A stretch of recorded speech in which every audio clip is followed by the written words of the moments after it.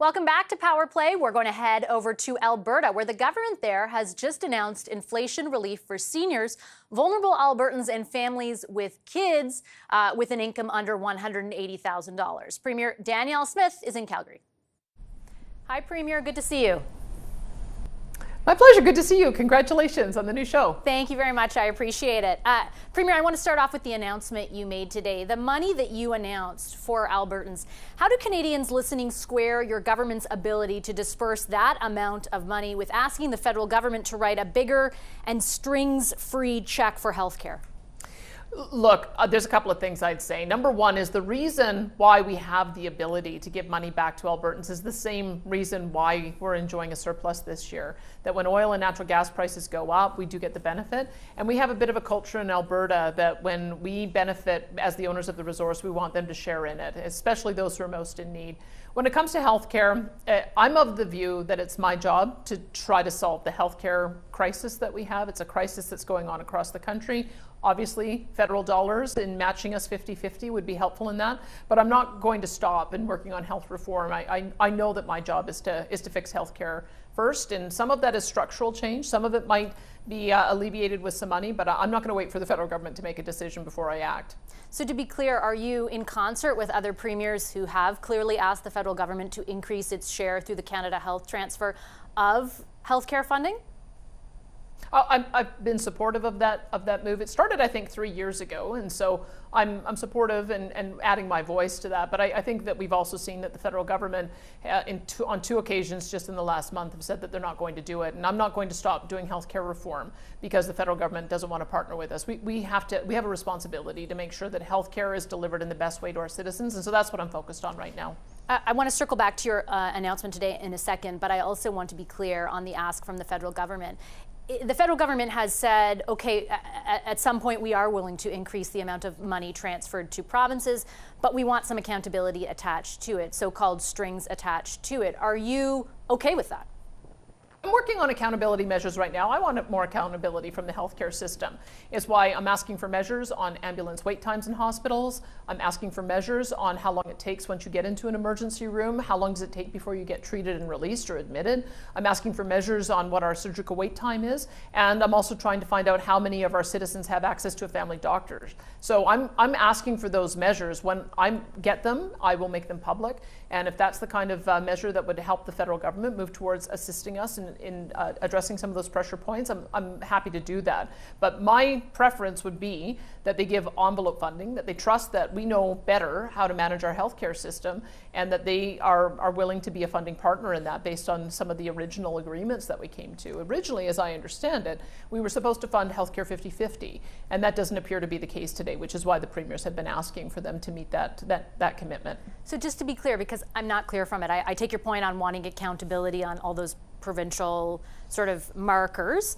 And you said on the one hand, you are willing, if that's what the federal government is looking for, to submit that data. Is that my understanding? But on the other hand, your preference is they just hand over an envelope of money. So which is it?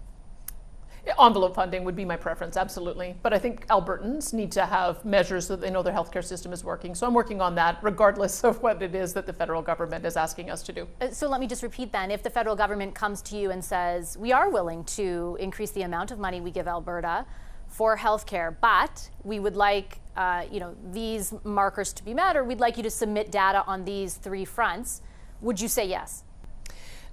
Look, I mean, I don't believe that I have to sit and wait for the federal government to make up its mind. As you know, since I got elected, I believe that my job is to do what's right for Albertans and for us to be exercising our full area of authority. And so that's what I'm doing. I'm quite happy to join in the voices of the premiers in a project that they started 3 years ago and saying, let's meet 50-50. But me improving the healthcare system out in Alberta is going to be done regardless of whether or not the federal government wants to be a funding partner. It's a priority for us to make sure that the healthcare system works. It's struggling, and I started reforms already as my first action when I became premier, and I'm going to continue it. Can people watching read from that you don't think that federal funding will come through? I think they've been pretty clear that they are not coming to the table. I think Duclos has said he's not coming to the table, and Prime Minister Justin Trudeau has said he's not coming to the table as well. And so I can't stop the healthcare reforms that I need to do on the basis of hoping the federal government is going to be our funding partner. I've got to make the reforms. You have a $12 billion surplus. You've been able to use that to announce the money that the relief that you announced today. There's also fuel tax relief, electricity rebates, and natural gas rebates. Is it fair to say that you don't need money from another source? It's certainly at this time we are blessed with having an immense amount of revenue that has come in from oil and natural gas on the basis of historic production. We've also got a change in the royalties that our oil sands producers are paying. But let's remember, we're coming off 8 years of economic hardship. We had 180,000 jobs lost. We had 6 consecutive quarters of people leaving this province. And so we have now finally seen a turnaround. And I'm grateful for that, because it means that our oil sands companies have announced that they're going to invest in additional projects. We're looking at carbon tech and carbon capture as a way of making sure that we've got the greenest barrels in the world. And I think that's all very positive, and I want to support it. But I don't want to take for granted that this is going to always be the case. We were very fortunate in the last year, but this is certainly not something that I would anticipate would continue. I have always felt like Ottawa overtaxes. They take more money than they need, and then they try to dribble it back to the provinces on the basis of conditions. I would be far more open to seeing them do what they did before on healthcare, which is to transfer more tax points to us so that we have the ability to generate our own source revenue to be able to pay for the rising pressures in healthcare. I'm not all that keen on Ottawa continuing to dictate to us their priorities when I know pretty clearly what the priorities of Albertans are, certainly better than he does on healthcare. So just to be clear, to understand that, you would rather raise your own taxes and then use the money for what you want to use it, rather than wait for the federal government to hand over more cash? Well, this is what the federal government has said as to why they're not meeting the Premier's request, is that they said that because they did a major transfer of tax points years ago, that they're already funding to 35%. Fair enough. If the funding arrangement was 50-50, I think they should transfer more tax points to us so that we can continue to have the revenues that we need. Because as we go along, we have an aging population. We've got far more expensive biologics and other new developments in healthcare that we're going to need to pay for. And we should be able to have our own source revenue to be able to pay for that. So I prefer the model that they did before, which is recognizing that the pressures that we have at the provincial level means that we should be able to generate more revenue locally. And so that would be my preference. Respectfully, though, doesn't that ability already exist?